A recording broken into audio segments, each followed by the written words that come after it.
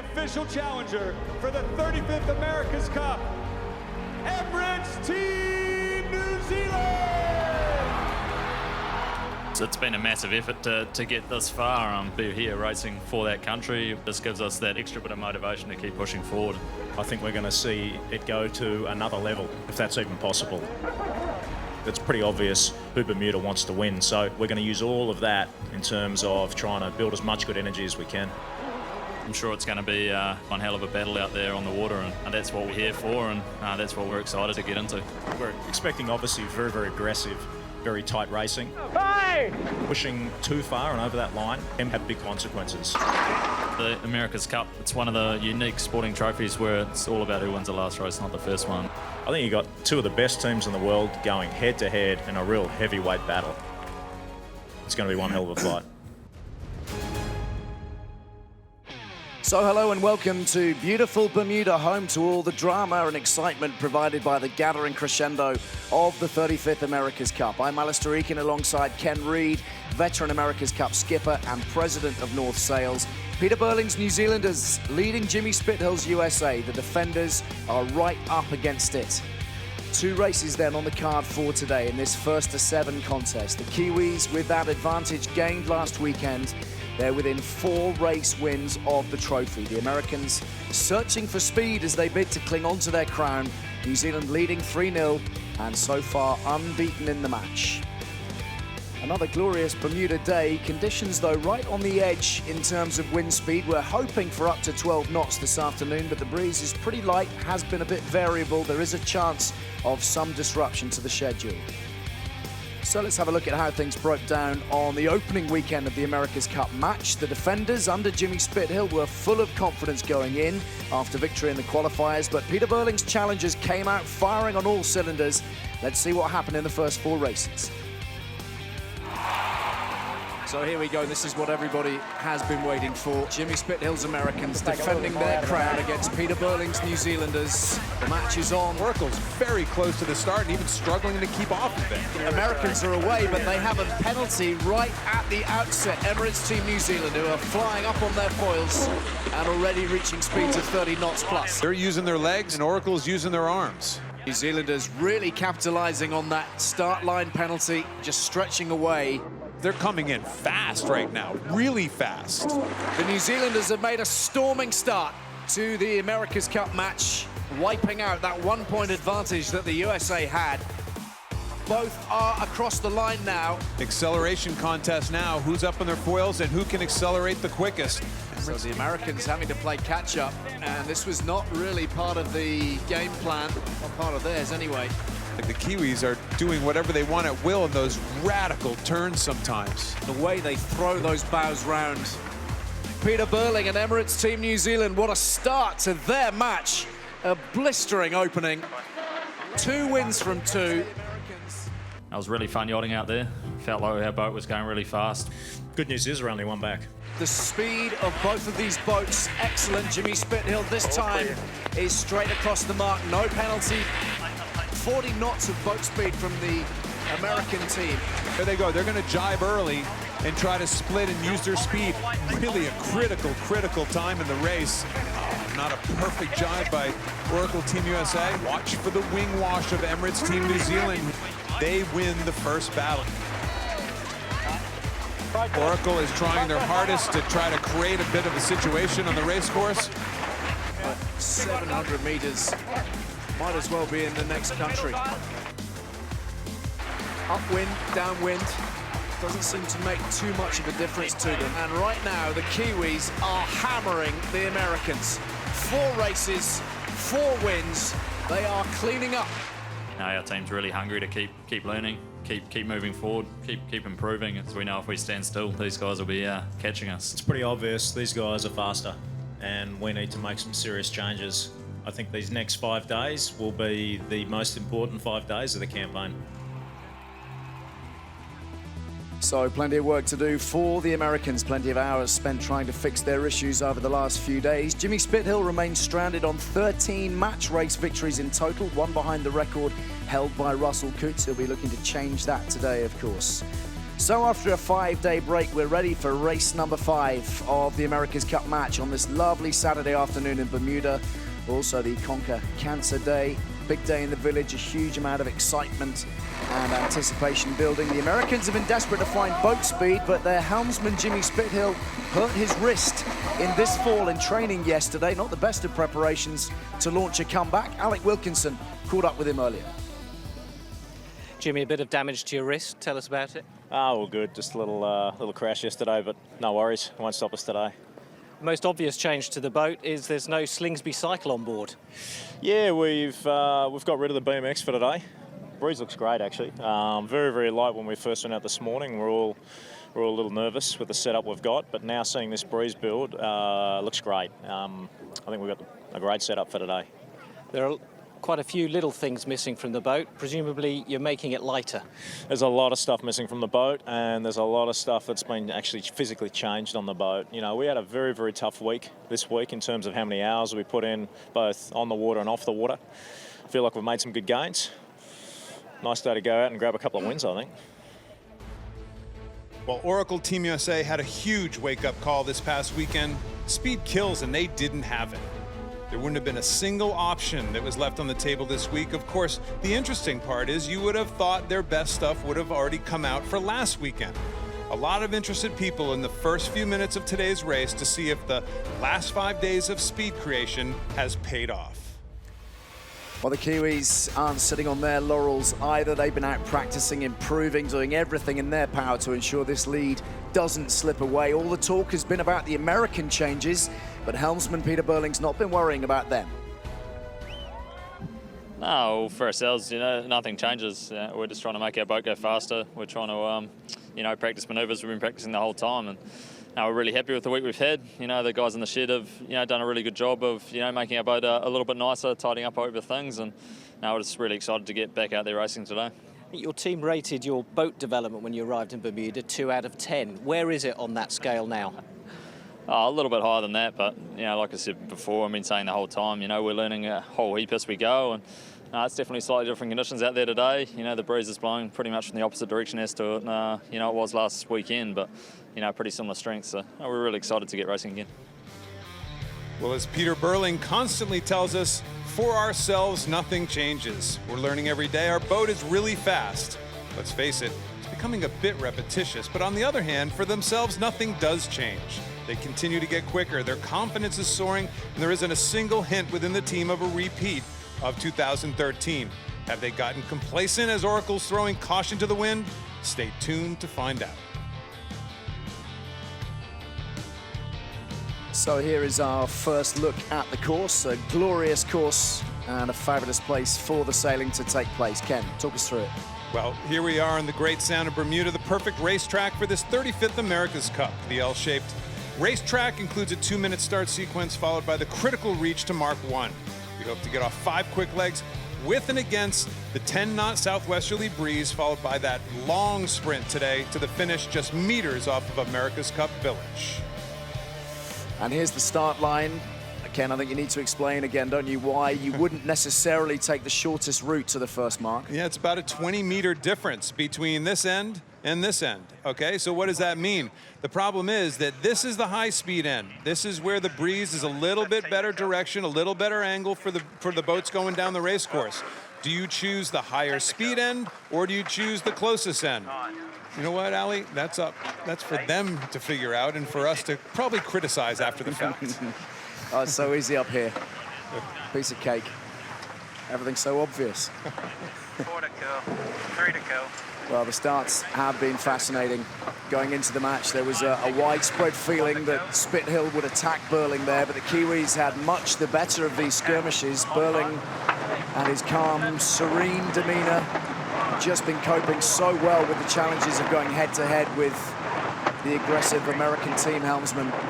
So the USA have port entry for this first race of the day. They get to enter the starting box 10 seconds ahead of their opponents. And the pre-start, as ever, the most intriguing of battlegrounds. Let's check in with Freddie Carr, who's a key member of the British team out here. He's out on the water for us today. Freddie, what changes do you expect to see from the USA in particular, from Spithill, regarding the starting policy? Because it hasn't been working for him so far. Yeah, their starting policy so far didn't really go that well for them last weekend. Since I've been out on the water, they've just done pre-start after pre-start after pre-start, going through their drills. And I must say, to the naked eye, you can see that the boat looks a little bit lighter. Something's changed. And the Americans look quite slippery on their practice reaches. They definitely look like they've taken a step forwards in boat speed. Great stuff, Freddie. Excellent intel. That's why you're out there. Killing 23 greening.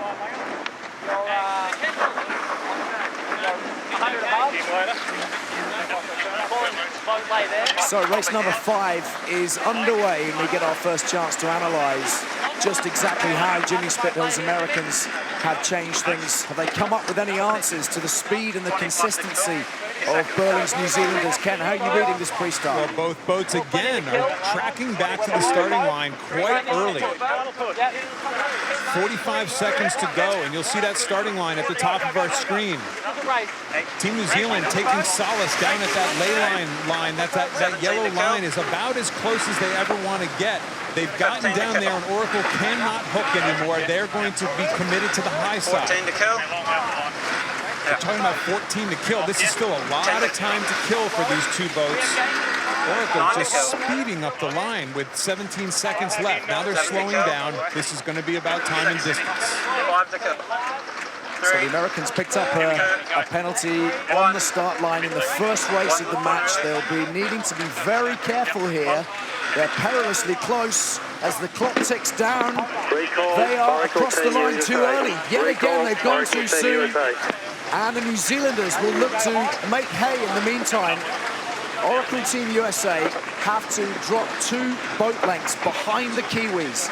So advantage New Zealand yet again at the start. That was very, you know, in the first race that Oracle Team USA was over early, they were just close, they were tight, they got themselves into a tough spot. That was just pulling the bow down too soon and simply going for it with a fraction of a second not in the bag. I mean, that was super close. I'm sure we'll see a review of that, but that was very close. But man, would Jimmy Spithill like that one back.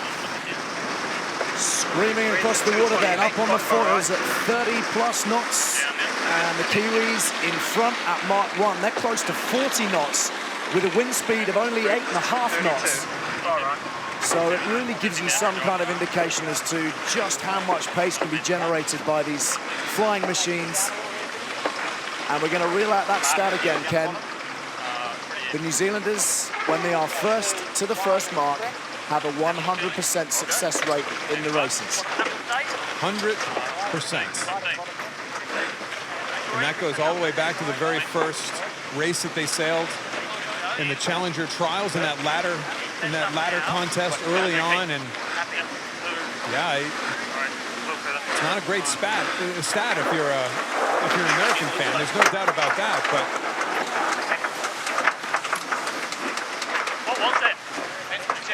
so both teams driving near the boundary. This is the replay of the start line. There's the start. That red line is the start line. Obviously an imaginary line right there. You're going to see Oracle Team USA just a fraction early.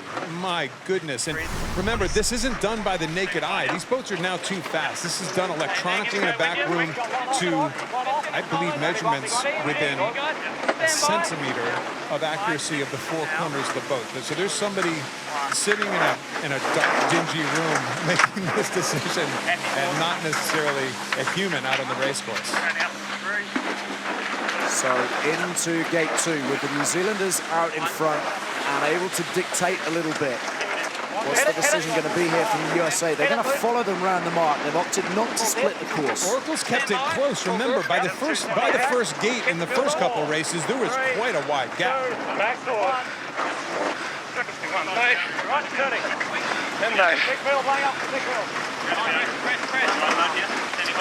So the attack from the Americans, not the cleanest of maneuvers. You see the barrels plunging down a little bit into the water. They seem to have recovered decently enough as the Kiwis go about their business in their usual slick, crisp fashion. That radical turn speed that we've become very used to. But I'll tell you what, when we talked to Freddie Carr in the pre-start, we'll go back to him in a minute here.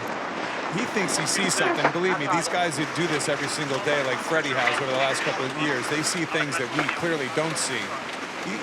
There is no doubt that Oracle has worked very hard to lighten their boat this past week. There's a maximum weight limit and a minimum weight limit that are about 100 kilos apart. And they supposedly have worked very hard to get down to the minimum end of that weight limit. You know what? This is boat speeds and BMG up the race course that we haven't seen out of Oracle. So encouraging signs for Jimmy Spithill's crew. Dial down. So starboard tack advantage to Oracle. Dial down. Emirates Team New Zealand has to dip behind. The first pass we've seen in this event. A seminal moment, and the Americans will be absolutely thrilled to see it. Their support on the shore will have spent a very, very anxious few days, knowing that they're up against the clock, really. Those 5 days that they had to tweak and adjust, has it been enough? Engineers, fans, designers, sailing team, families, they're waiting for that moment right there. That this 5 days of work, was it worthwhile? And sure enough, they're quicker right now. There's no doubt.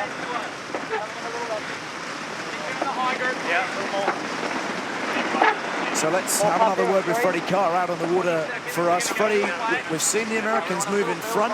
Is it clear and obvious to you that the changes have worked? Can we say that yet?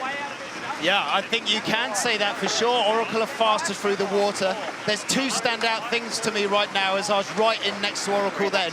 They're not dropping their dagger board all the way down to extension, so they're effectively not going all the way to extension as that opens up the angle, that makes the board faster. Another dial down here. New Zealand dial them down, Oracle take the transom. And the other thing is their rudders look really different to me, a step closer to New Zealand's rudders. Getting Freddie excited out on the water. 2 passes early in the race. Thank you, Freddie, by the way. 2 passes already, both on starboard tack advantages, 2 very equal boats.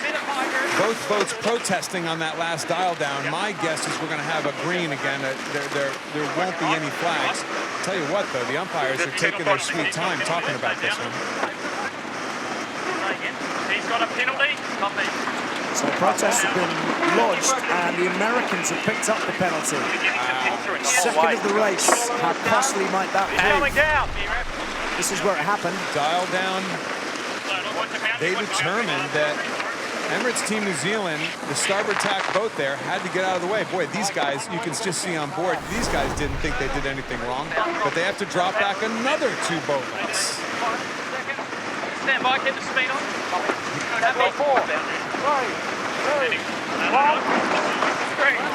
Graphic bottom left of your screen giving you a clear picture of exactly where they are on the course currently. Third leg of 7. Those include the 2 reaches at the start and to the finish. So here's the replay. Oracle Team USA. What happens there is that Emirates Team New Zealand gets to go perpendicular to the wind, so essentially right across that line, that football line that's in that imaginary line. They had another 10 degrees to bear off. They didn't bear off that 10 degrees. I think the umpires probably said New Zealand could have gone further, but they couldn't have because Oracle was in the way. That's a touch and go one. Maybe we can get to Richard Slater at some stage in the broadcast and he can explain. On board the American boat. Okay, very right, Mike. Big top. High group. Hey, stand by. High group all the way. Yeah. Okay, go all the way to boundary. Yep. 3, happy. 2, 1. 3, 2, 1, mate. So one last tack into the gate. They should lay the gate from there, both of these boats, and the New Zealanders beginning to stretch out in front. That second penalty that the Americans picked up really costing them on the latter part of this leg. Super costly. and very hard to burn a penalty without burning too big a penalty. If you come off your foils when you're trying to burn a penalty, it can be catastrophic. But there's still not. This is that one mistake range that we always talked about. That 150 meters, one mistake, and that gets eaten up in no time. Oracle's going to have to tack one more time for this mark, I think. Emirates Team New Zealand did a very nice job of finding the ley line, one and in. Oracle had to tack because of the boundary, most likely, and they're going to probably have to tack one more time. Creates a split, but this is a costly maneuver. There they go, one more maneuver. We have seen repeatedly through the month of racing out here on the Drake Sound. Sometimes that is all it takes. Sometimes that is just the difference between the two boats. Just elongates the course a little bit. They have to sail the further distance, and the New Zealanders' lead now a pretty healthy one. Going back out on the water to Freddie. Freddie, give us an idea of the wind shifts right now. We always get caught up in the boat speed and the maneuvering, but give us a little weather profile out there on the water. Yeah, I'd say it's not too shifty, Ken, but the thing that stands out to me is how patchy it is. It's never above 10 knots, but there's some quite big holes on the race course. And in the second half of that upwind, not only did Oracle get a penalty, but they just sailed in slightly less pressure than the New Zealanders coming in. So they took the 2 boat length loss with the penalty, but we're just a little bit softer in pressure. But there's opportunities out there for the tacticians to join the pressure dots together and for Tom Slingsby to close this game right down. Leave the jib. Everything oil. Yeah, it's coming up. Bad wide, steer like that. Copy. Jimmy Spithill spinning those handles on the wheel. You wonder if that wrist injury is making any effect on how he controls the dagger boards. But perhaps as expected, he kind of batted away the question when asked pre-race. Didn't want to dwell on that. It wasn't going to make a difference to him, he felt. Certainly that's the image he has to project. Perception is very often more important than reality can in those situations. I think that arm could be literally hanging off the socket, and he wouldn't know the difference at this stage. It doesn't matter. This is the Super Bowl. This is it. So one more maneuver from the Americans, which we discussed at the top of the gate. Average VMG, very interesting. Goes to New Zealanders a little bit, but that takes into account, remember, they had to slow down a couple times on Oracle Team USA, so it's probably a little bit deceiving.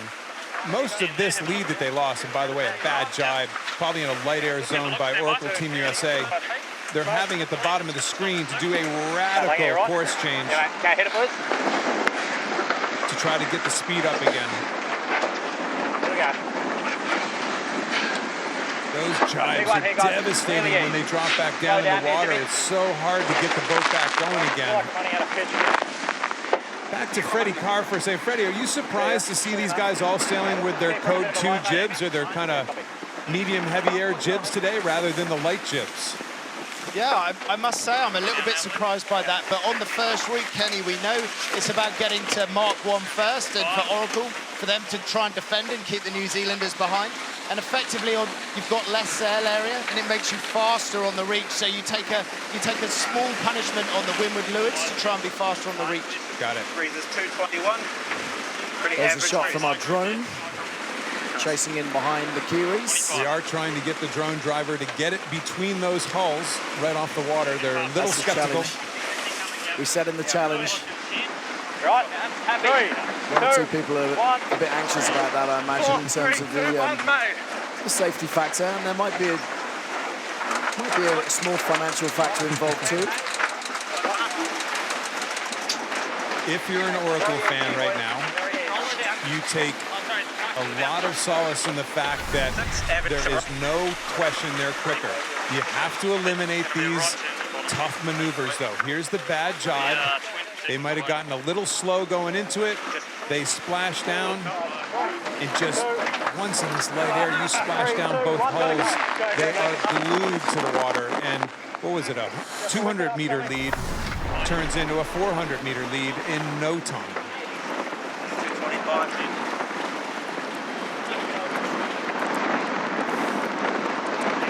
Well, he's full of fighting talk, Jimmy Spithill. Let's not forget, 4 years ago in San Francisco, he led the comeback from 8-1 down. And he knows what it takes. But he is getting himself into a pretty sizable hole at this point.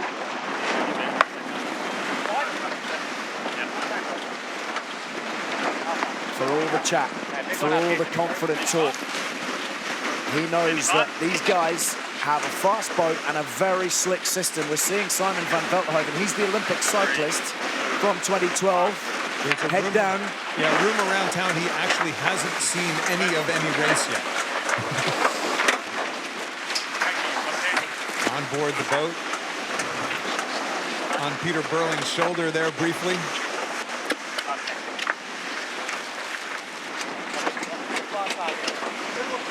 Cruises 227.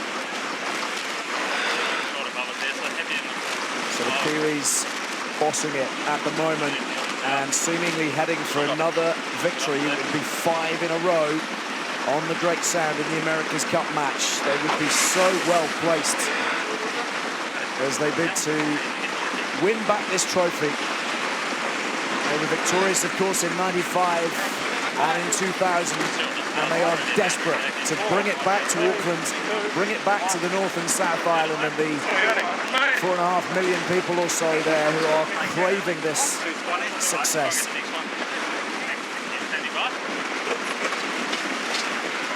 It's interesting, in this race in particular, the Kiwis' success have really been a more classic match racing situation, not necessarily the boat speed that we've been seeing. They won the start. The other guy was over early. They won the dial down. The other guy got a penalty. So it's really fascinating that what everybody in the world thought was going to be the weakness of the Kiwis in this particular race has clearly been a strength.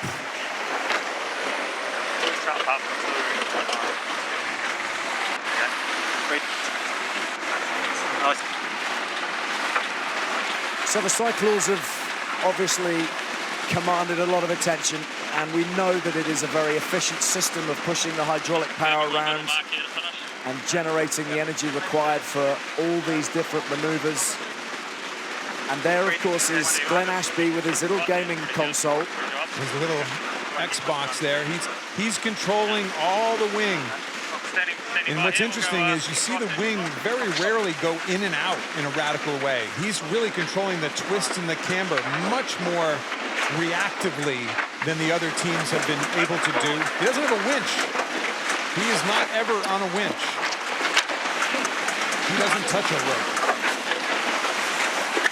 And we've discussed it before, Kenny, but also what seems to be clear is they have this brilliant division of labour so that no one man is overburdened with responsibilities and decision-making. That's right.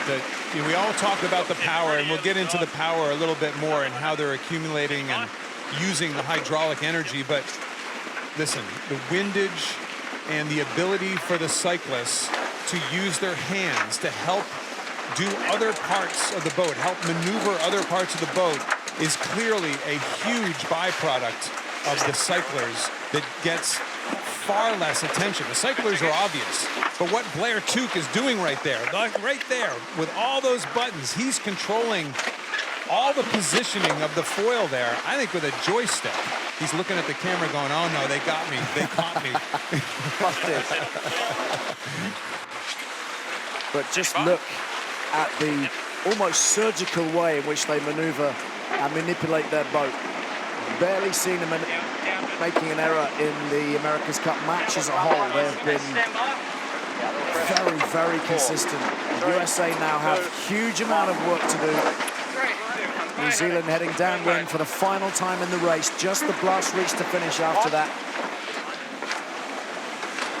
These guys look slick though, and Freddie, I think we see longer tips on the Oracle boat. I think we see longer tips and certainly more of an angle, more of an aggressive angle, something similar that we've seen on the Kiwi boat throughout this whole event.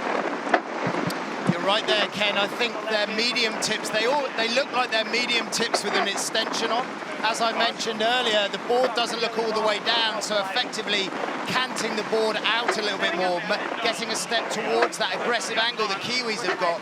I heard you talking about the wing setup on New Zealand. We've just followed them upwind, and it is mind-blowing how dynamic the top two flaps are. I've heard about it talked a lot. I've never been close enough, and it is a constant movement. Glenn Ashby, it's like a hummingbird wing coming in and out, and when that mode is locked in, it looks seriously impressive. Well, we got you the ringside seat today, Freddie. Yeah. Bet you wish you had that a couple of weeks ago. Maybe a couple months, maybe right. a couple months ago. Yeah, doing a lot of learning right now. Thank you, Freddie.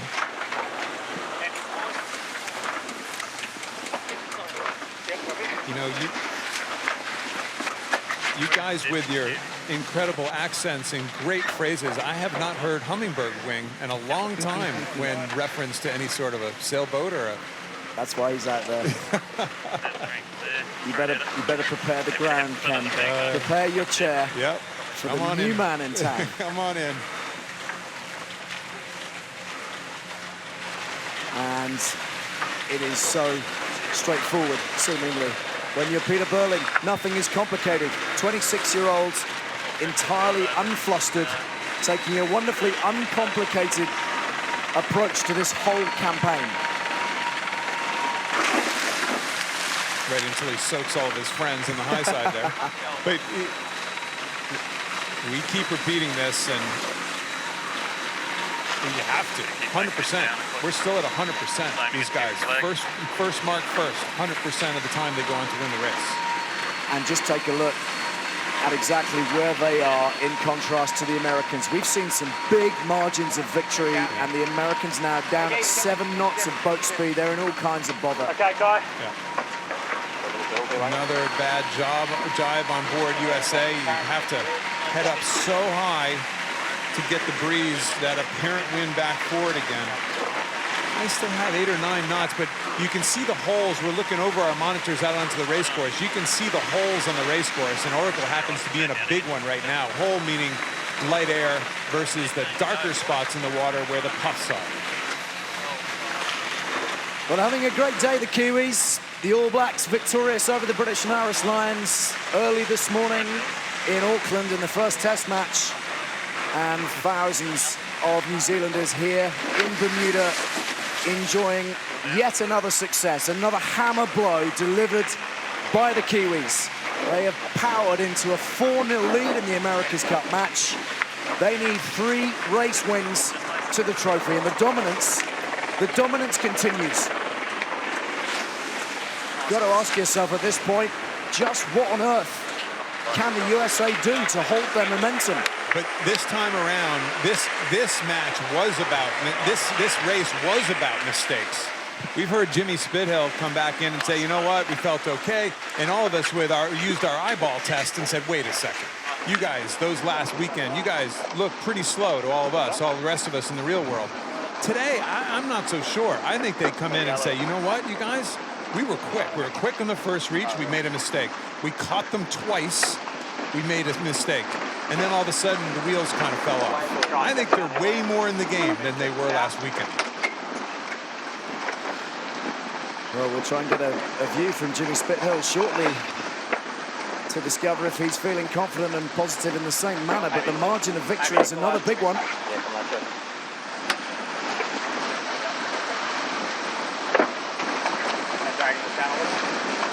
It's pretty quiet out there.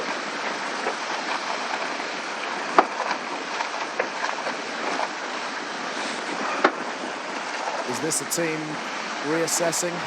Is this a team digesting the margin of victory for the New Zealanders? Right up there, boys, and get ready for the next one. Yeah, they've got to go big in the next one because this match is getting away from them. I think we're going to try a little more out, eh? They're going at times. Yeah. Talking about, you happy with the rudders? They're going at times. That means they're probably stalling or cavitating a little bit at times. They can move that rake around a little bit. There's a finite amount that can go between the two rudders. I believe it's 3.5 degrees, but they'll do some fine-tuned detailing to try to gain a little more speed going into this next race. So across the finish line and plunging down, but beyond 2 minutes from the Kiwis. That's the biggest margin so far. For all their extra boat speed, if that is what they seem to have found, that is still a crushing blow. Here's the race summary leg by leg. Yep, over early. Can't do it. Can't make mistakes, Jimmy. That's the bottom line. He knows it. We know it. We're not saying anything out of school. What this doesn't show is a couple passes. Oracle actually coming back and gaining the lead at one stage, but give the New Zealanders a sniff and off they go. So confirmation of the Kiwi victory. 2 minutes and 4 seconds quicker than Oracle Team USA in race 5. They've won 5 from 5. And of course, let's not forget that the Americans effectively put their opposition on -1 at the outset because they won the qualifying stage. That's why the Kiwi lead is 4-0.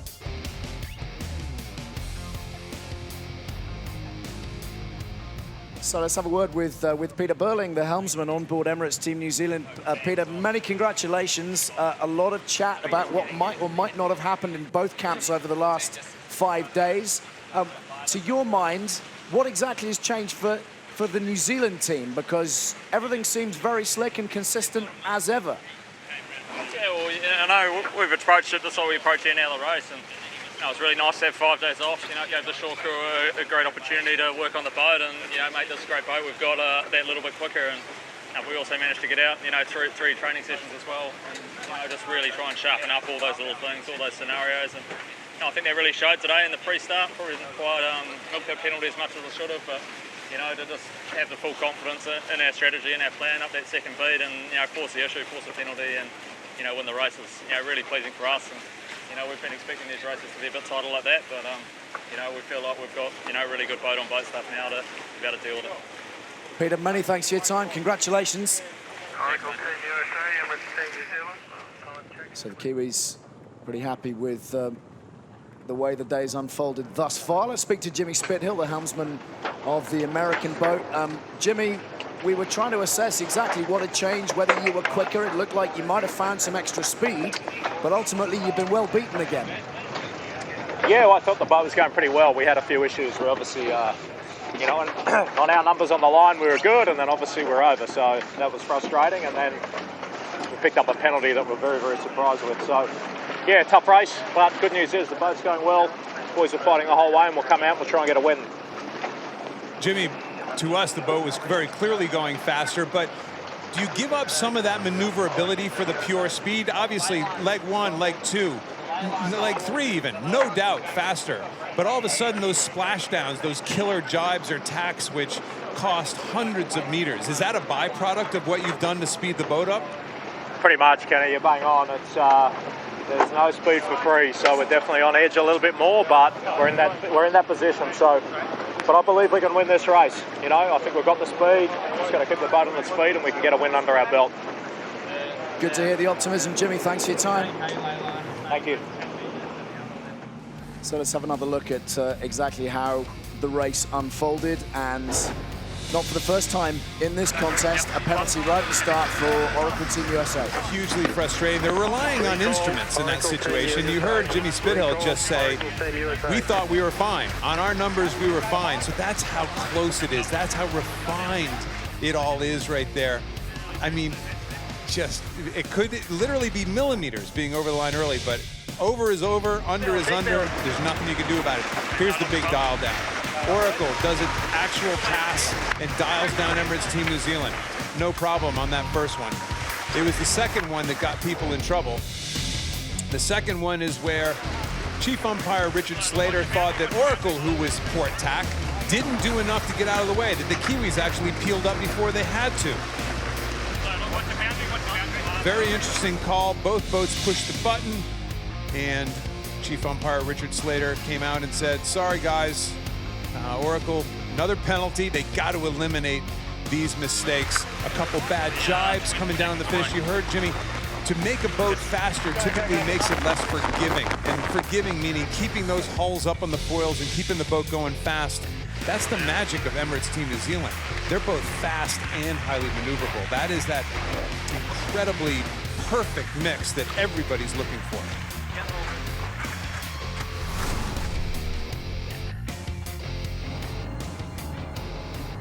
So the Kiwis look to have an excellent blend. We've been talking a good deal about the changes made over the course of the last 5 days, whether that's for New Zealand or for the USA. So much has been made about the differences between the two competitors in this America's Cup. Let's take a quick look at the details. The defender, Jimmy Spithill's USA, against the challenger, Peter Burling's New Zealand. This team has been at the forefront of shaping the wing and working their crazy-looking foils. The match is on, the battle lines are drawn, and this is where it all gets tasty. I think if you had to look at the two boats, Oracle and New Zealand do appear to have a faster package. The Oracle foil is a pretty standard L board that all the teams are using. The New Zealand board is a bit different. It has a kink in it, which means that they can take their light wind boards further up the wind range. You're allowed to change the tips on your boards. So New Zealand have a quiver of horizontals.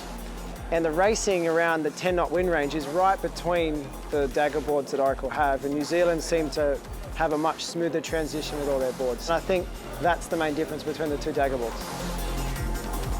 The biggest difference between the wings is Oracle have gone for the traditional approach of a wing sheet. Kyle has to trim it with one hand, and he has a bunch of buttons to do the full twist adjustment. Whereas New Zealand have gone down the route of having everything hydraulically. So the wing sheet comes on and off with push buttons, or a Game Boy controller looks like what Glenn has in his hands. And he has the ability to play sheet, to play twist, to play camber, all at the touch of his fingers.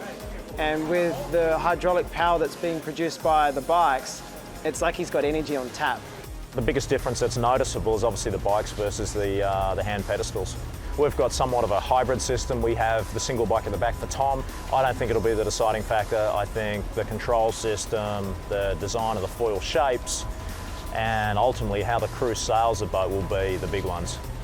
Yeah, they've got their little unicycle on the back there, and I think it's pretty obvious your leg muscles are a lot bigger than your arm muscles, and when you need those big spikes and those big hits of power during things like manoeuvres, we can definitely throw it around and never really run out of resource. The third biggest difference between the two boats is how the boats actually fly. Oracle have the same approach as all the other teams in that the helmsman flies the boat while driving the boat. The Kiwis have gone down a very different route. It appears as if they almost have like an autopilot on the boat.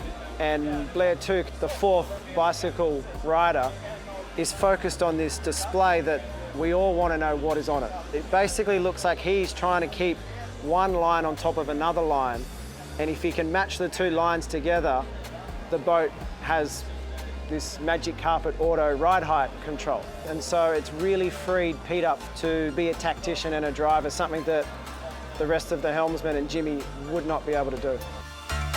If you talk to anyone in this team, they'll say there's a couple of things that, everyone can see that are very innovative, but there's probably another 50 that people can't see. We do have an incredible tool here to use, and we're really excited about, being able to get out there and throw it around. So the USA needing another comeback here in the America's Cup match, and following their dramatic comeback 4 years ago in 2013, one of Oracle Team USA's first crew decisions was to retain tactician Tom Slingsby. The multi-talented Australian was one of the key architects of the improvements made during that historic final, and is still one of the most influential members of the American team.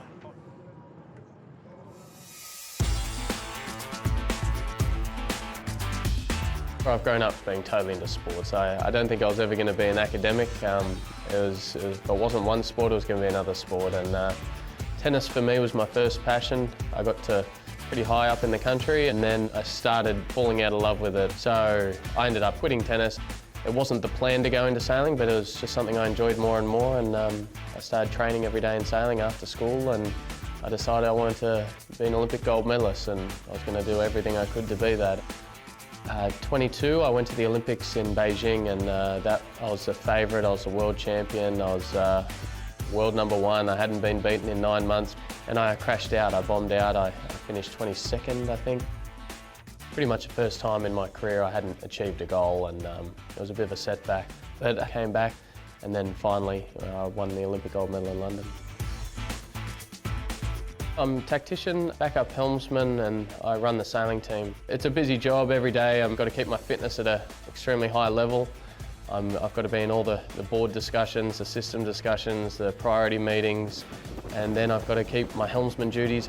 In case Jimmy goes down with a sickness or an injury, I've got to keep that at a high level. It's so tough, but it's so rewarding as well. And I still remember when we crossed the finish line in AC34, and that's what drives me. Jimmy and I have gotten to know each other really well over the years, and I'm here to support Jimmy, and I'm going to push him as hard as I can to make him as good as I can. We're both extremely competitive. I think any sport you can name, if you said who can draw a best picture of a boat, we'll go head to head, calling each other out. There'll be money on the line. And yeah, he's pretty crafty, but I like to think I get the better of him. Swirly breeze, it's going to settle here in a second. I still think I'm nowhere near the potential I could be as a tactician. I still get rattled. Sometimes my tone is not quite right and I yell when I shouldn't, or I miss things on the water. I'm just going to keep trying to improve. I learn things every single day I go out sailing, and hopefully by race America's Cup time I'll be pretty hard to beat tactically on the water, and Jimmy and I'll have a strong relationship as we always do, and we're going to be a hard combo to beat. Tom Slingsby, a critical component of the American team for the New Zealanders. A huge amount of focus out here in Bermuda surrounding Peter Burling, of course, but it is easy to forget that if it wasn't for his Olympic teammate, perhaps the Kiwi helmsman may never have reached such stellar heights. Sailing partner for the last decade and now foil trimmer for Emirates Team New Zealand. Meet the other half of Peter Burling, Blair Tuke.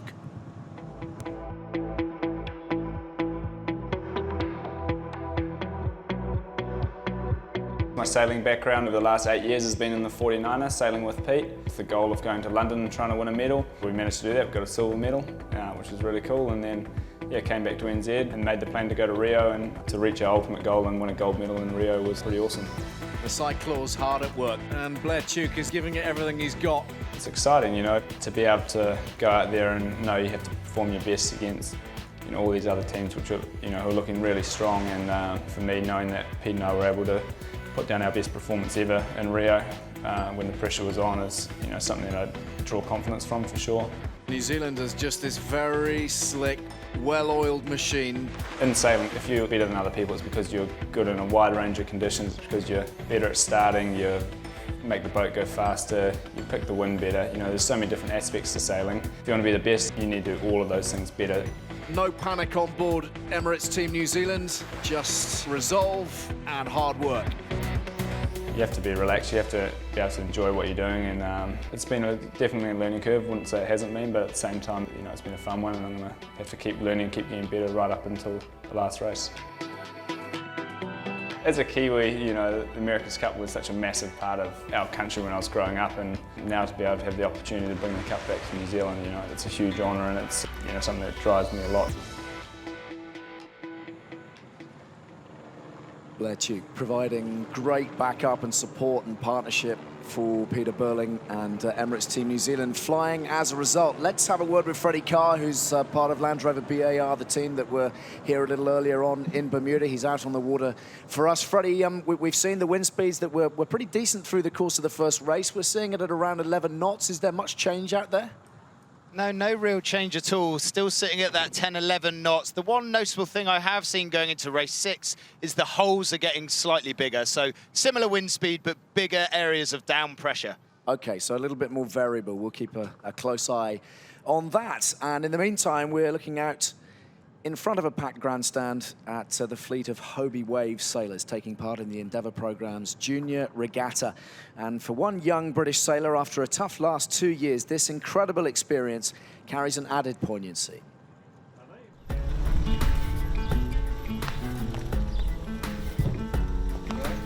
I started sailing when I was like 4. I've done terror sailing, fever sailing, and then last winter I started sailing cats.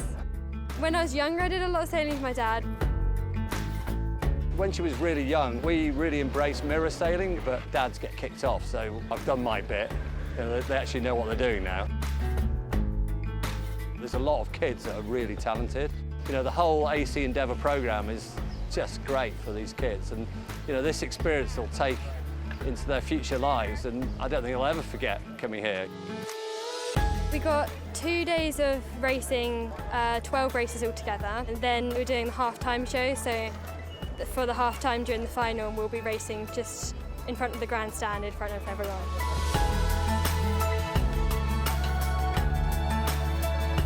Oh, it's brilliant, absolutely fantastic. There's no better place in the world really than sailing here, is it? The kids have done really well actually. They're about 5th or 6th overall out of 12. Very proud of them.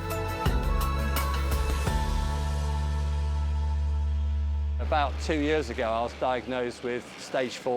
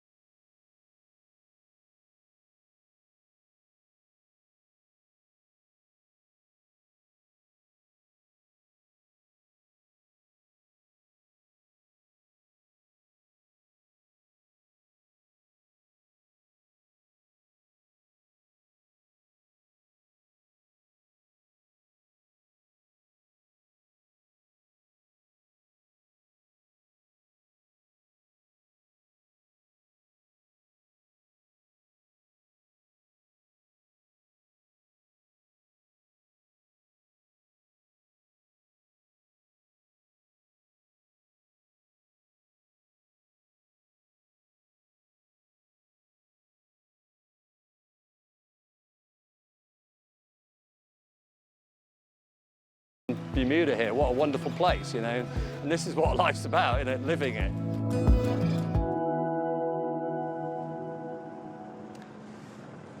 And today the America's Cup celebrating its partnership with the Conquer Cancer Foundation in one of its special days in the America's Cup Village. So race number 6 coming your way very shortly. Spithill and Burling preparing to go head-to-head. Yet again, the battle intensifying all the time. The New Zealanders continuing on their merry path seemingly today. Remarkably untroubled passage so far. They've steered clear of trouble. They've steered clear of the umpire. And at the moment, they are pummeling the Americans. Here's how they line up for the second race of the day. Well, an interesting part of this event so far is we always thought that the match racing advantage would go to Jimmy Spithill and Oracle Team USA, but this last race is a perfect example.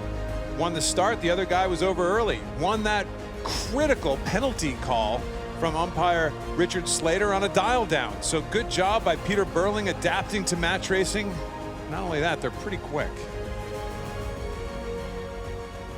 So the Americans need to find something extra, because they may just have picked up a little bit in pace, but in terms of their discipline and steering away from danger, entangling themselves in difficult situations, Jimmy Spithill knows that he's got to race as clean as he possibly can.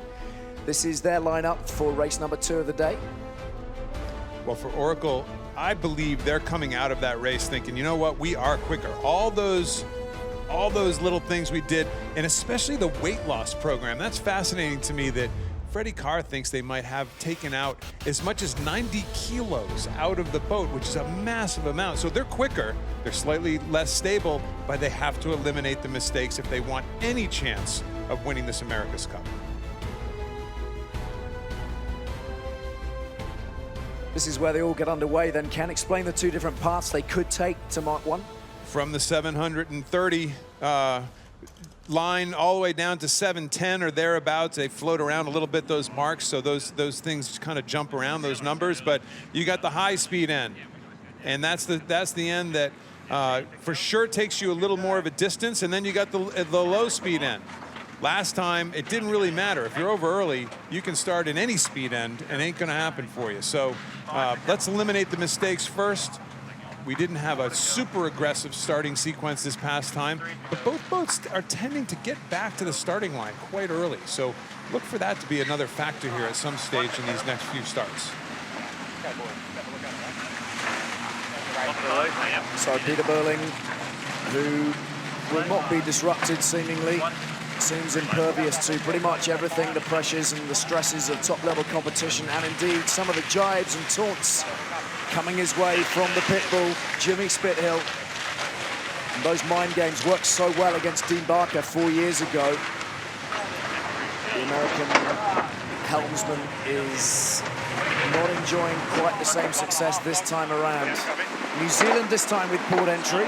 Oracle quite late coming into the start line box. They're going to be almost 7-8 seconds late coming into the box. We'll see if that becomes a factor. 5, 4, 3, 2, 1, made. Let's check in with Freddie Carr again. Freddie, any hints, any thoughts or observations from the previous start and everything that happened that time around as to what we're about to see now? Well, I'd expect New Zealand to lead back here, being the port entry boat, and that sets up Jimmy Spithill with what he'd want. It'll give him the opportunity probably to tack up here and set up an aggressive push to the ley line and put him on the front foot in the last 30 seconds. Go 1 stick. Get into this quickly here. 3, 2, 1. 3, 2, 1, mate. Up. Yeah. And pushing, banger. Race number 6 then of the America's Cup match. USA against New Zealand, Spithill against Burling, the defenders in some trouble now. Last chance today to rescue the situation. Yeah, really interesting move by Burling. He spun around, almost a traditional match race move there. Almost like he was going to follow, but he's going to get hooked quite possibly by Jimmy Spithill. They got slow after that maneuver. Spithill desperately trying to get an overlap underneath Emirates Team New Zealand. 35 seconds to go back to the line. Okay, coming up to pit lane 100. So this is Spithill's attempt to disrupt, to attack, to get in the face of the Kiwis, cause trouble. But New Zealand got around the front of them. He never was able to get that overlap, and sure enough, he's going to have to gap off and go for a time and distance start. That was very well done by Burling. It looked marginal there for a second. And he did enough to keep his speed and keep the overlap from happening, and now it's just time and distance, boat speed to Mark 1. So it looks like both boats are going to be across the line clean this time, and the Americans getting up on the foils nice and quick, and they've stolen a march this time on the New Zealanders. Could this be the time if they reach Mark 1 in front? Yeah, did a better job of pulling the trigger there, no doubt about it. Had a little more momentum going off the line, and I think they're going to be able to roll over the top of Emirates Team New Zealand and use their wing wash to push them back a couple more boat lengths. But I'll tell you what, it's still close. Emirates Team New Zealand living in a really precarious spot right there. Just below the wing wash. You see that wing wash? They are just barely living in clear air, but sure enough, Oracle gets over the top. So that's a turnaround. That is a change from the complexion of things out here in Bermuda during the America's Cup match so far. Oracle Team USA rounding Mark 1, heading downwind in the lead.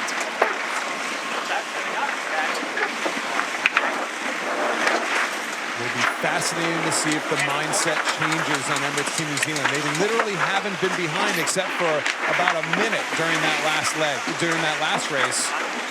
What do we read into the early jibe, Ken? Well, it's the same as the first run in the last race. Oracle just being a little bit unstable. They're going to have to get pace on quick, or Emirates Team New Zealand's going to roll over the top. They were clearly unstable coming out of that jibe. That's exactly, you could hear it in his voice. That's what Jimmy Spithill is very fearful of in this new setup that they pulled out after 5 days in the shed. But then they go. Once they go, they go. But can they avoid that instability? So the lead minimal for the Americans right now, but they've retrieved the front-running position. I think the sailing world is looking for a great race right now. I mean, let's have a great race. Let's show these things off the way they should be showed off. Let's get a great race in here. And from all accounts, the start of it looks just like it. Emirates Team New Zealand just putting the pressure on and rounding the same gate, no split.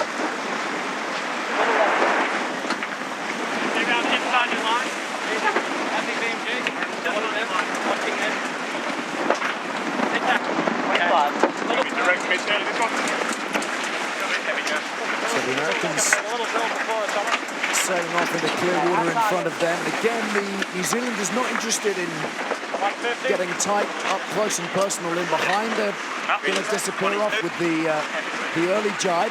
They were in a tough spot right there. They tacked away because they were in a bit of bad air, that wing wash from Oracle Team USA. So that was kind of a strategic move. They followed him in and split across. And now tactician Tom Slingsby and, well, whoever the tactician is, whether it's Blair Tuke or Peter Burling on board the Kiwi boat, now they have some decisions to make. You know, now the boats are split. Who's going to sail in the better wind pressure?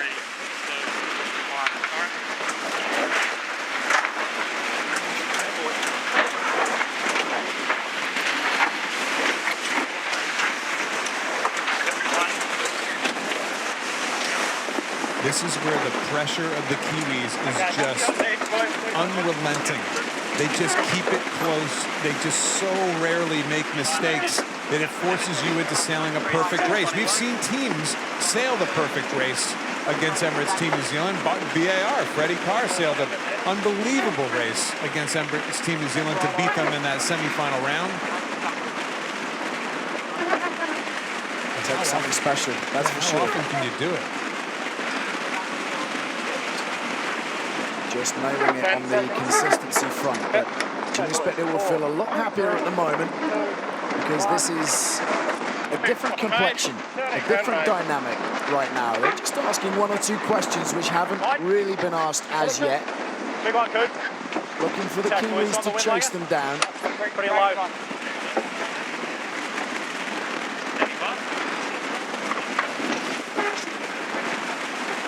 So let's get another view from out on the water from Freddie Carr, part of the British team out here in Bermuda. Freddie, what's catching your eye in the early exchanges here? What's catching my eye is a kind of a repeat from the first race. The Americans do look quicker from the water. The standout comment off the onboard comms in the first race was the questions about the rudders off Oracle. And I think by changing their rudders, they fundamentally could have got faster through the water. But it must be so hard for Spithill every day to go out sailing with effectively a new feel to the boat. And I think we've seen 2 or 3 bad jives from Oracle today. And maybe that's just him learning the new rudder system, the new board setup under the boat. From this point forwards, they will have to sail a perfect race to keep New Zealand behind them. But so far, so good for the Americans. So far, so good. There is no doubt about it. Boiler and 4. You know, I think the question that everybody has at home is why didn't they do this before? You know, it's very clearly a faster setup. And they had that 2-week break while everybody else was scrapping it out in the Challenger playoffs.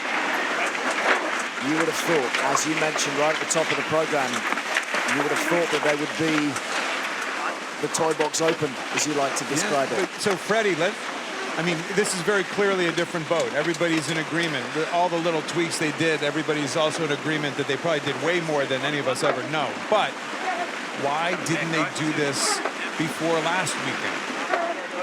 I think, in all honesty, Ken, you have to back your design philosophy, your designers, and you get there as a group of designers, but the sailing team have a huge amount of input in that. And they'll have been working towards last weekend for 2 years with strong beliefs in their foil packages. And it must have been a shock to them that they were such a long step behind the Kiwis. They must have hit the panic button a little bit, but like I said, they've made some changes and they are faster through the water. I'm just a little bit concerned with them in the light air jibes. They look a little sticky. They're usually very good at their foiling jibes in the light air, but today they look a little bit sticky. Yeah, it's a really interesting point, that the notion of having confidence in what you brought to the table initially, and at what point do you call time on it and go, right, that's not working. We need something else. We need something different. Well, having that 5-day gap was, if you're an Oracle fan and Oracle Team USA team member, was a beautiful thing. Now, as we're talking about all this stuff, this boat does not ever go away. You know, we're going to see this next cross, and there's going to be 2 very close boats, both coming into split gates at the top mark.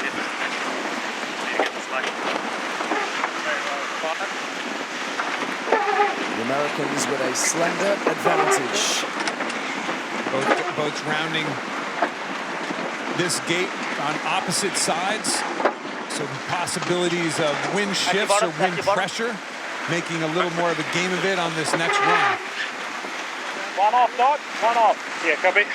Clean manoeuvring from Jimmy Spithill's crew as they disappear up one side and the New Zealanders heading off in another direction. We just saw a moment or two ago, actually, the wind shift graphic top left of our screen, which suggested that there was a slight shift to the right-hand side of the course.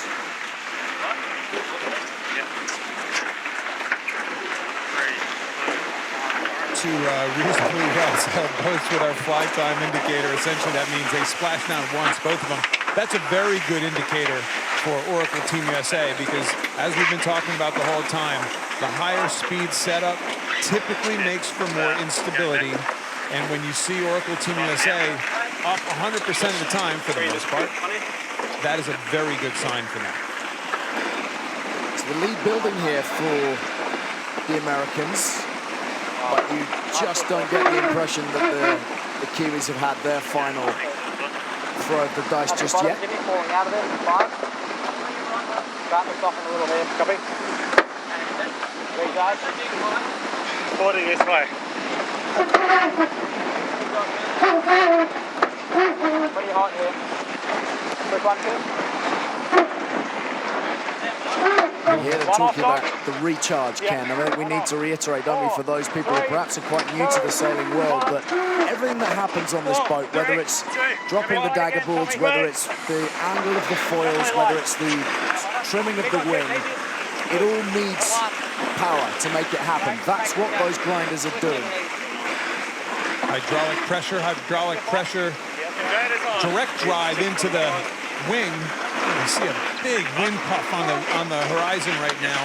Look at the angle differences between the two boats. Team New Zealand down here, Oracle, big angle change going up into it. That's a wind shift.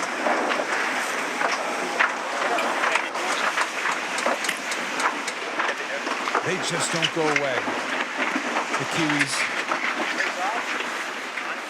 It's one thing that split at the top gate did for them. Critical jibe right now for Oracle. One and into the gate. They need one more jibe and into the gate. We can't get left here. Hold on. 1, 3, 2, 1. A little lighter again.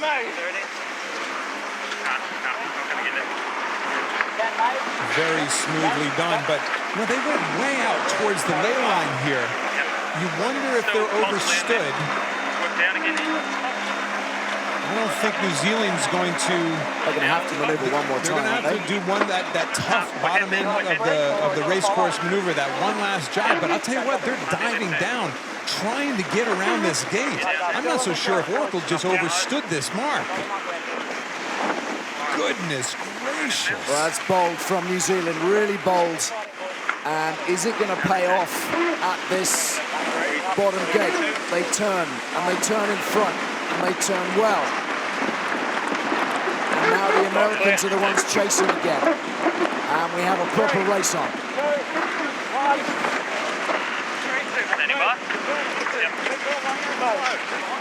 Peter Burling, the America's Cup rookie. The details guy, as so many like to describe him. Ice cool, very intuitive. And Jimmy Spithill, the youngest skipper to win the Cup back in 2010. Huge amounts of experience.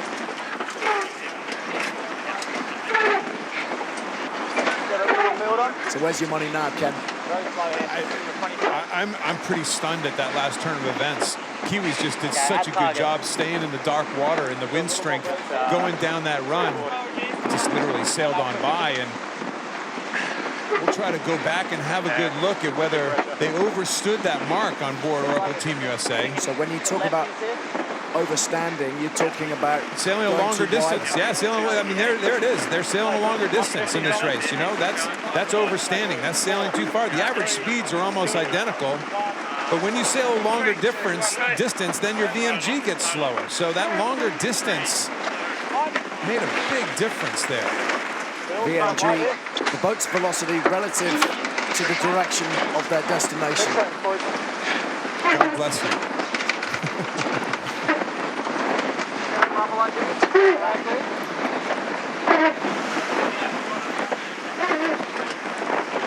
So just a couple of legs to go. And the Kiwis sniffing another victory. Set up, back on our numbers. Maybe smelling a bit of blood, although you would be forgiven for thinking that Peter Burling is simply out for an afternoon drive in his truck. He's talking about his mode right there, driving fast. They were kind of reaching over the top of Oracle Team USA. This is always a big decision for a tactician. Back in the monohull days, you would have seen Team New Zealand tack with Oracle every time there, but they're thinking about the geometry up the race course. Where's the pressure? Where's the dark water? And how can we possibly do fewer maneuvers compared to the other guy? Because they're taking a bit of a risk by actually splitting off there and not tacking directly with Oracle Team USA as they tacked away. So the heart's racing a little bit for the Kiwi skipper, even though he's not showing it. That's as high a heart rate as we've seen on young Peter Burling. I would say so. That might mean he actually is human. There is a pulse. There is a pulse. We can confirm. But he's obviously just having a little think about what might unfold over the course of the next few minutes here out on the Great Sound. Because a 5-0 victory really would put them in the box seat. 2 wins away.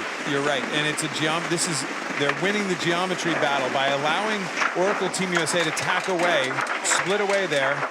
Again, they took a risk. They came back together and clearly made a nice little game. So just guts on board that boat. Squirrel doesn't seem too worked up about it right now, does he? I think he's letting the others get down and dirty. They're the guys who are really digging in physically. So from a match racing standpoint, again, this split, these two, the Oracle needs a split right now. So just sailing along next to Emirates Team New Zealand is going to do them no good. They need the other side of the race course, maybe a little bit of a dark water in the upper left-hand side of the race course that they're looking at, but they need something. Desperately, they need 117 meters right now. Little dark water in the upper left-hand side of the race course. That's what they need. They need a wind shift. They need the breeze to possibly go in their favor. Doesn't look super windy on the right side of the race course where the Kiwis is right now. 4, 3, 2, 1. 3, 2, 1, mate. Turning. Missing it. Feels like you're turning early, Jimmy. Start the boundary. Good game here, guys. Copy. Look at him. His motor is on. So they wanted to go a little bit wider so they could maybe lay the gate, get in the first time. Big gain. There's a dial down already happening with Emirates Team New Zealand right now. Look at that dial down. They're really deep.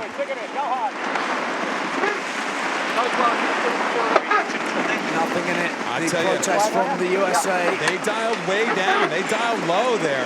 This is going to be very interesting. Whether they went too far on their dial down is the big question. It is in Richard Slater's hands right now. No penalty. Now, the boats come back together again. Oracle will be on starboard. New Zealand will be on port. If they get into that left-hand circle on the left-hand mark, they will have right away to get around it. But here we go again. We wanted real racing. We got real racing.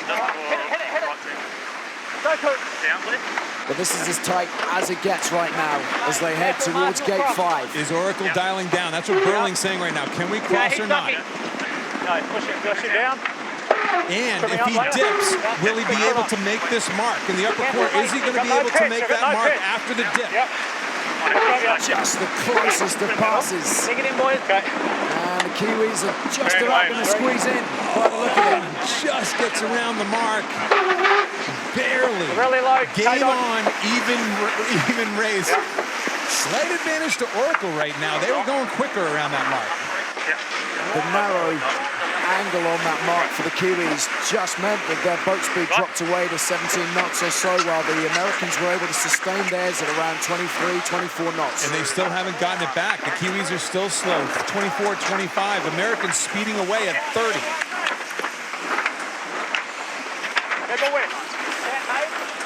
Last downwind leg. 150 metres or so in it, which means that there is every chance still for the Kiwis to claw it back. They won't be happy to see the bows touching the water. They want to be up, foiling, clean, less drag. 30 seconds.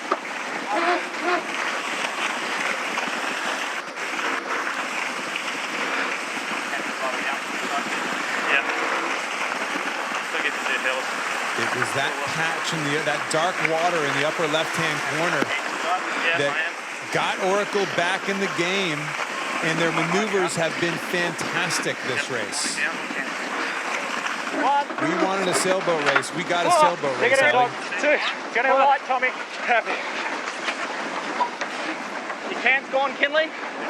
Yep. Swimming. Go hard and pitch. Guys, we're driving in 10, okay? Hit it, go to. Taking this down, Jimmy. Here we go, in 3, 2, 1. Hold straight, Tommy. If you ever wanted to drive one of these things, that's effectively what you're doing with the camera on Jimmy Spearhill's shoulder. This maneuver, the jibe, double jibe here, and then reach. They're desperate for hydraulic power. You heard him say, hit it. Remember, they took Tom Slingsby's bicycle out of the back of the boat that was helping with hydraulics. His weight is forward today. He's actually on a coffee grinder today. There is no bike system. That was all about hydraulic pressure. Give it to the big boys in the front of the boat, pulling off those last 2 jibes. Really well done. There are the grinders. There is just never any time for them to settle, to relax. They have to go full bore pretty much for the entirety of the race. But is it about to pay off with the first American victory of the America's Cup match itself? Have they got enough in the tank here to see off the Kiwis? Go light on wind seat, Langers. Okay, we're good, boys. Dead straight ahead. You see the finish line right in the front of our screen. I'll tell you what, Oracle stays in. You can't give this team a bigger congratulations for just about a shellacking last week to throw everything at this over the last 5 days and come up with a boat that's going this much faster. I myself, as well as just about everybody else in the sailing world, was starting to write them off. And man, oh man, was I wrong. I gotta change my plane flight on Monday. Well, we want your opinions, we want your thoughts. We don't want you on the fence, but it is looking as if the Americans have done enough here. A performance of real character and resolve and resilience. They're going to hold off the Kiwi challenge. The New Zealanders have been gaining down this reach, but they won't have enough. It is going to be America's race. And the USA are back in business, back in the hunt, and in the nick of time. A vital win, which really breathes life into their alien campaign. There is hope. There is hope in the USA camp.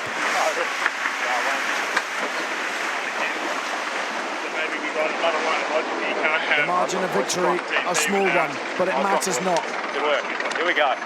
There you go. Full team effort, and leadership is always a massive part of that, but you can't get enough credit to the entire Oracle Team USA squad, top to bottom, for doing what they have clearly done over the last 5 days. Like I said before, I think all of us thought, how do you pull that off? There was quite a disparity last weekend, and I'm really impressed.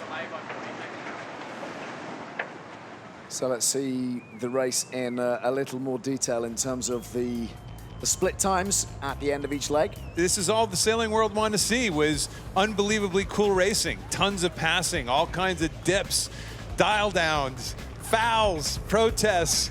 Here we go. I mean, let's just hope that this is a sign of what we have to come for the rest of this event, because that was a spectacular boat race.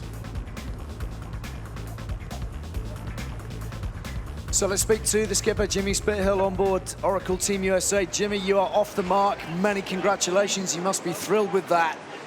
What has been the key today? You've found that extra bit of speed, and in that second race, I guess you got the stability to go with your manoeuvres. Yeah, no, that was exactly what the boys needed. We fought hard, and I think it was just good to see the boys keep their composure too. You know, we lost the lead, but kept it together and were able to get that pass back to the top. So I think a good improvement on boat speed today, and I think another step tomorrow will be great. Do you have another step planned, Jimmy? Because I mean, that's a huge. I got to admit, I'm amazed that you got. That's a huge speed gain today versus last weekend. Is there more in the pipeline? You know it, Kenny. You know it. We worked very, very hard those 5 days. I mean, we sailed probably 5 times as much as the other guys. A lot of work on the shore, and it's great to see the boat going quicker. So I think a little bit more tonight, a little improvement in the sailing technique as well, and I think we'll have a good shot tomorrow to take a couple more wins. Coming into that second gate, obviously where New Zealand got the pass, was that an overstand? Was that you couldn't jibe because of hydraulic pressure? Take us through what happened there. I mean, on our numbers, we weren't lane, and obviously that was wrong. So that's something we're going to review tonight. But again, I mean, great composure for the boys, you know, to just keep it together upwind and fight away. It was a well-earned win. Great stuff, Jimmy. Well done. And we look forward to seeing you in action tomorrow. Thanks for your time. So let's chat with Peter Burling on board Emirates Team New Zealand. Peter, your first defeat of the America's Cup match. What made the difference this time around? Yeah, it was great to see those boys actually sailing a little bit better. You know, felt like they didn't really sail that good on that first weekend, but you know, for ourselves, we were really happy with how we sailed today. We got off the line clean in that first race, and you know, led at their Mark 1, and you know, took the win. And you know, we're really pleased with the way the boys fought back in that second race. You know, we always knew it was going to be hard if these guys sail well, and we're just excited about the battle ahead. And it's something that you know we're set up for a battle. You know, we worked hard the last week as well, so it's good that they're giving us one. So great to see them sail better. I've never heard a skipper say that, Peter, before. But at the same time, were you expecting a sweep? I mean, you go into a regatta like this. I'm imagining that any human being, knowing what they're sailing against, can't expect a sweep. We're set up for a good battle, and you know, we're really happy with how we sailed last weekend. But you know, at the same time, we're really happy to walk away with a win today. You know, we felt like we sailed really well, but you know, I just missed a few shifts at the top of that beat to let them back into it, which is a bit disappointing. But it's something that, you know, we'll walk away from it, we'll review it, and we'll come back stronger tomorrow. These dial downs, are they working? It seems like everybody's trying to pull them off, and there doesn't seem to be a whole lot in it. What's your, without looking at the film, what's your impression? Yeah, well, I think the one definitely worked in the first race, and you know, we obviously got a penalty there, but in that second race, you know, we were losing a lot on the shift anyway, so it was kind of about our only option to try and lead at the top. So we thought we'd give it a go, but obviously didn't quite work. Peter, many thanks for your time. We look forward to seeing you in action tomorrow. Cheers, mate. So here are the statistics, some numbers for you to dissect, Ken. Well, look at the upwind speed, almost virtually identical. Downwind speed, maybe a tiny edge, but really, again, almost identical. Tacks, jibe. The big one is jibe. Oracle did 2 more jibes, and that might have been one of the reasons why they lost. I think they did at least 1 more jibe on that run where they lost their lead. Distance sailed, a whole lot. I mean, when it's a 10-second race between the 2 boats and 2 lead changes, you're expecting the numbers to be quite close, and sure enough, they are.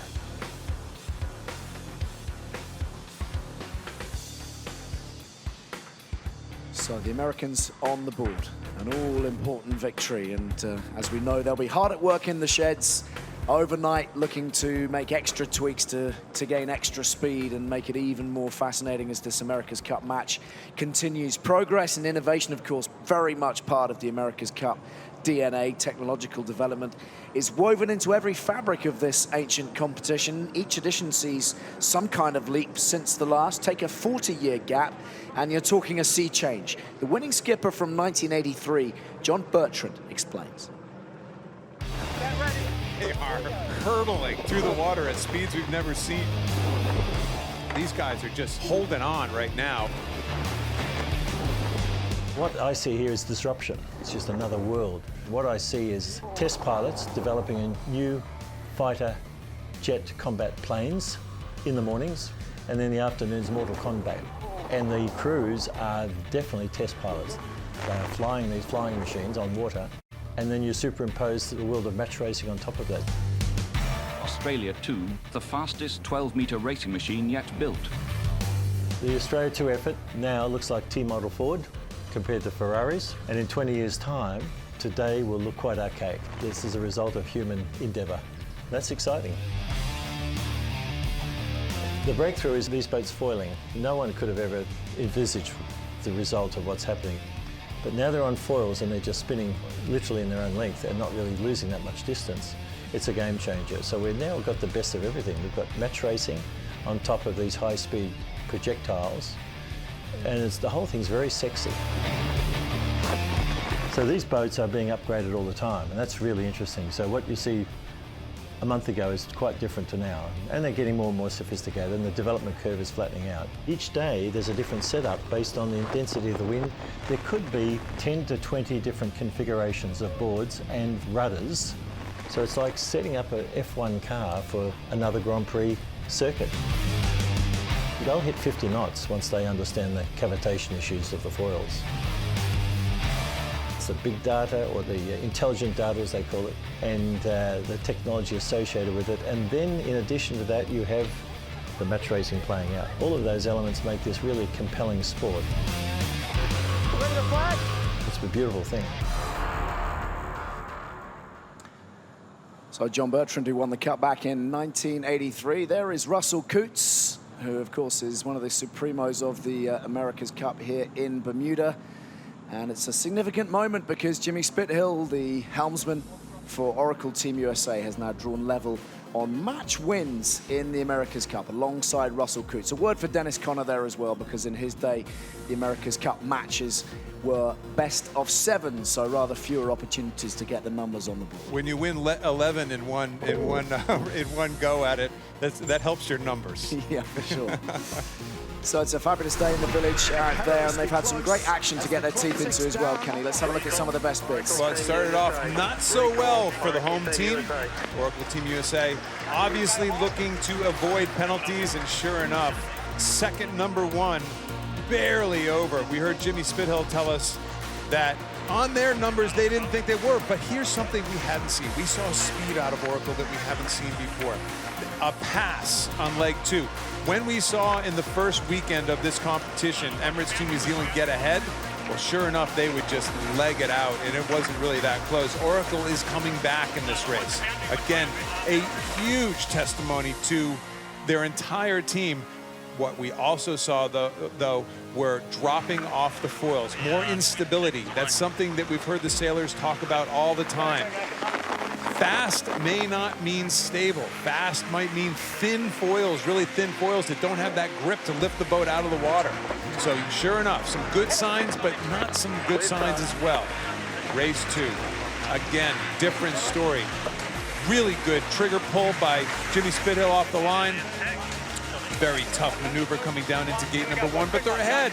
And remember, when Emirates Team New Zealand is ahead at Mark 1, they have never lost a race before. Well, they're not ahead, so your chances of all of a sudden become better. But don't let your foot off the pedal, because these guys are going to come back. Here was a really interesting move. Definitely what we thought was an overstand. They go out beyond that yellow line on Oracle Team USA. Emirates Team New Zealand makes the mark, but Oracle gets back at him again. Again, an amazing comeback. They got a couple wind shifts at the top of the race course, a little dial down. Emirates Team New Zealand barely sneaks around the mark, and the race was off. Oracle had the pace. They won a race, and great job by the entire team.